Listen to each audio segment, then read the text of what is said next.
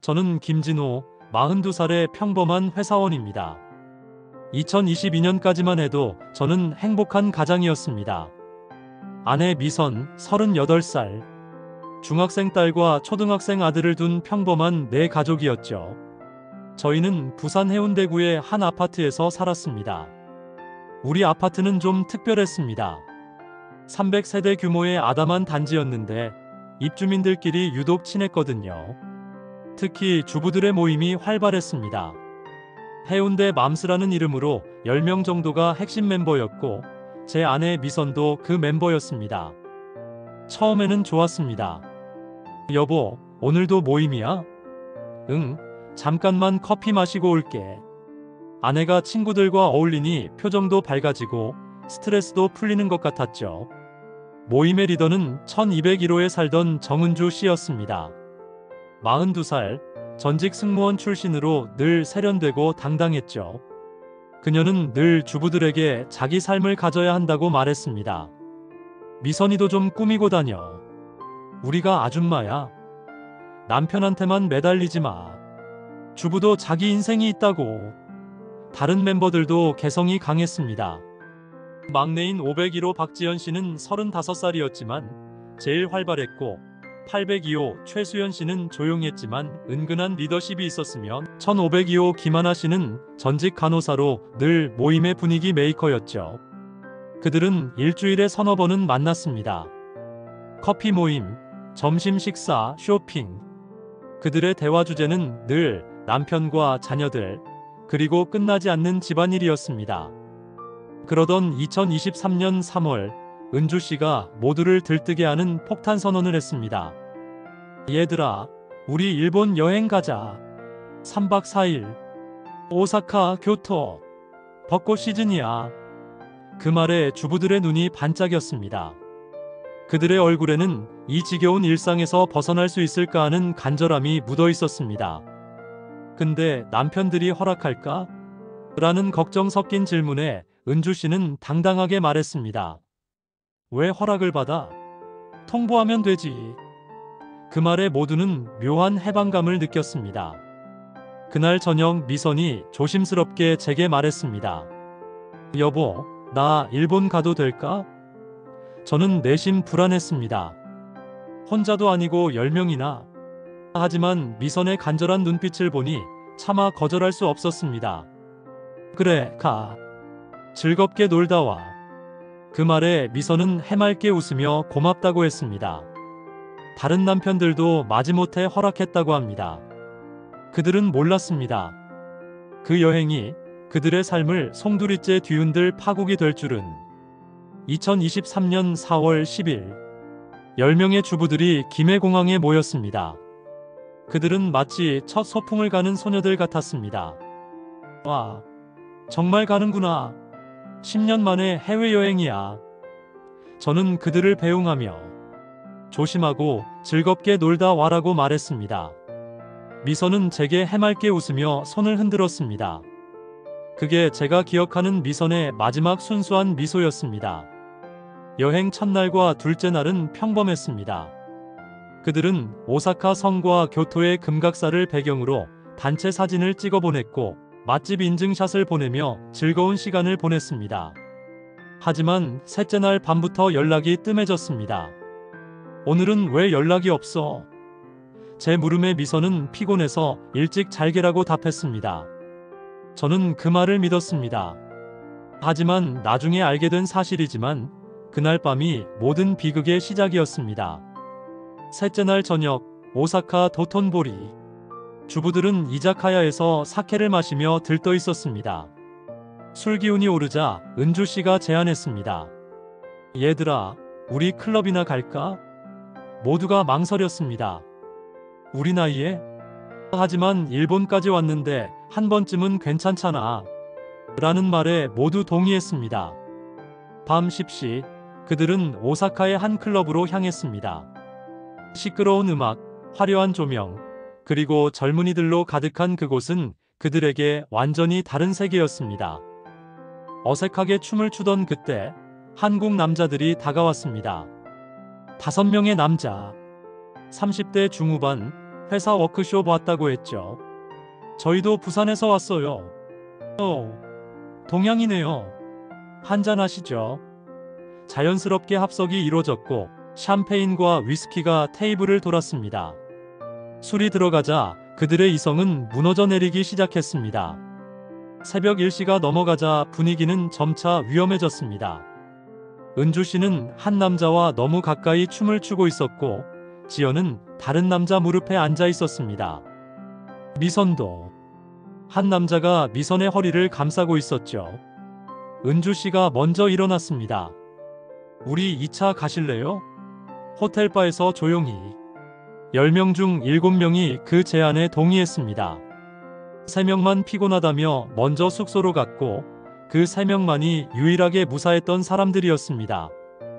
호텔바에 간다는 그들의 말은 거짓이었습니다. 사실 그들은 남자들이 묵는 호텔의 스위트룸으로 향했습니다. 와, 여기 완전 좋네요. 그들은 웃고 떠들었습니다. 샴페인, 와인, 위스키. 술이 계속 돌았고 그들의 이성은 완전히 마비되었습니다. 새벽 3시. 그곳에서 정확히 무슨 일이 벌어졌는지는 당사자들도 정확히 기억하지 못한다고 합니다. 하지만 다음날 아침 7명의 주부 중 5명이 그 호텔에서 나왔습니다. 옷은 갈아입었지만 그들의 표정은 참담했습니다. 우리 이거 비밀이야. 절대. 당연하지. 아무 일 없었어. 하지만 이미 늦었습니다. 그들이 클럽에서 춤추는 모습, 호텔로 들어가는 모습은 CCTV에 고스란히 담겼고 무엇보다도 결정적인 사진이 찍혔습니다. 흐트러진 옷들과 와인잔이 널브러진 침대 위 남자와 포옹하고 있는 은주 씨의 모습이 담긴 사진. 이 사진은 같이 갔던 주부 중 한 명이 찍은 것이었습니다. 4월 13일 그들은 귀국했습니다. 공항에 마중 나간 남편들의 눈에는 미선의 피곤하고 어두운 표정만이 보였습니다. 무슨 일 있었어? 아니야. 그냥 시차 때문에. 하지만 제 직감은 무언가 잘못되었음을 외치고 있었습니다. 그 후로 미선은 핸드폰을 절대 놓지 않았고 제가 다가가면 화들짝 놀랐으며 밤에 잠꼬대로 미안해를 반복했습니다. 다른 집들도 마찬가지였나 봅니다. 5월 초 폭탄이 터졌습니다. 익명의 이메일이 5남편에게 동시에 전송됐습니다. 제목은 당신 아내의 일본에서의 진실. 첨부된 사진에는 클럽에서 낯선 남자와 춤추는 아내들의 모습, 호텔로 들어가는 모습, 그리고 그 끔찍한 침대 사진이 있었습니다. 저도 받았습니다. 미선이 어떤 남자 품에 기대어 있는 사진. 그 사진을 보는 순간 제 손이 떨렸습니다. 이게 뭐야? 그날 저녁 저는 미선에게 사진을 보여줬습니다. 미선의 얼굴이 하얗게 질렸고 그녀는 더 이상 아무 말도 하지 못했습니다. 설명해. 대체 무슨 일이 있었던 거야? 미선은 울기 시작했습니다. 미안해. 정말 미안해. 저는 모든 걸 털어놓으라는 말에 미선은 클럽, 술, 남자들, 호텔에서의 모든 일을 털어놓았습니다. 그 사람이랑 잤어? 미선은 고개를 숙였습니다. 기억이 잘 안 나. 너무 취해서. 저는 폭발했습니다. 취했다고? 그게 변명이야?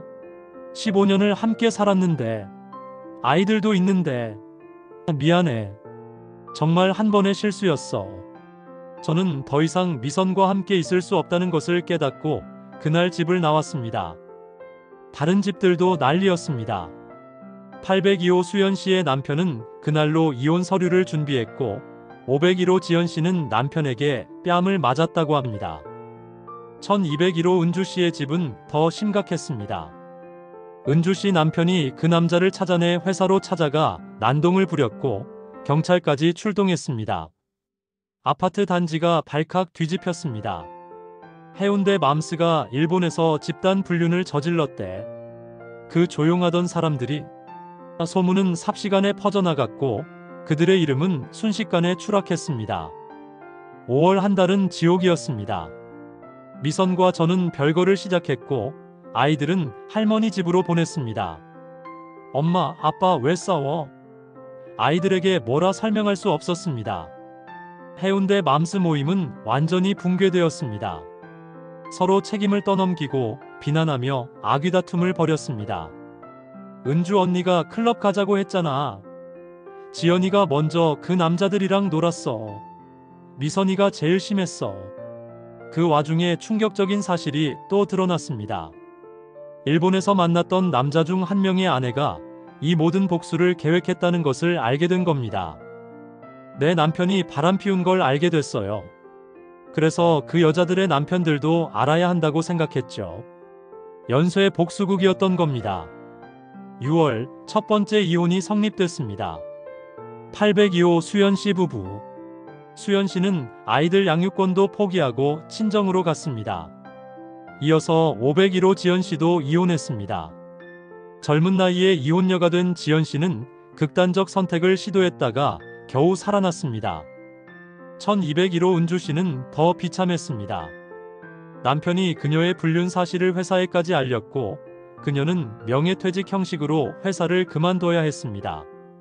자녀들도 그녀를 외면했고 은주씨는 무너졌습니다.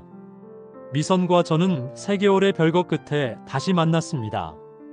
미선은 제게 한 번만 용서해줘. 평생 속죄하며 살게라고 애원했습니다. 아이들을 위해서라도 이혼은 하지 않기로 했습니다. 하지만 예전으로 돌아갈 수는 없었습니다. 신뢰가 깨진 관계는 껍데기만 유지될 뿐이었습니다. 저는 미선을 볼 때마다 그 사진이 떠올랐고 미선은 죄책감에 시달렸습니다. 우울증 약을 먹기 시작한 미선은 대인 기피증까지 생겼습니다. 다른 가정들도 비슷했습니다. 10가정 중 5가정이 이혼했고 2가정은 별거 중 나머지도 간신히 유지만 하는 상태였습니다. 그 클럽에 가지 않았던 3명의 주부들마저 연대 책임처럼 손가락질을 받았습니다. 같이 갔으면 똑같은 사람들이지. 결국 그 3가정마저 이사를 갔습니다. 지금 사건이 일어난 지 1년 반이 지났습니다. 우리 아파트는 완전히 달라졌습니다. 해운대 맘스 같은 모임은 다시는 생기지 않았고 주부들은 서로 인사도 하지 않습니다. 미선은 아직도 집 밖에 거의 나가지 않습니다. 마트라도 같이 갈까? 아니, 인터넷으로 주문할게. 동네 사람들의 시선이 무서운 거죠. 아이들도 상처받았습니다. 우리 엄마가 그런 사람이래. 학교에서 놀림받은 딸은 전학을 갔고 아들은 말수가 줄었습니다. 이혼한 5가정의 자녀들은 더 심각합니다. 부모의 이혼이 불륜 때문이라는 것을 알게 된 아이들은 평생 트라우마를 안고 살아가겠죠. 지연 씨는 정신병원에 입원 중이고 수연 씨는 지방 도시로 이사가서 이름을 바꾸고 산다고 들었습니다. 은주 씨는 최근 자살 시도를 했다가 겨우 살아났다고 합니다. 단 3박 4일, 그 중에서도 단 하룻밤의 일탈이 10가정을 파괴했습니다.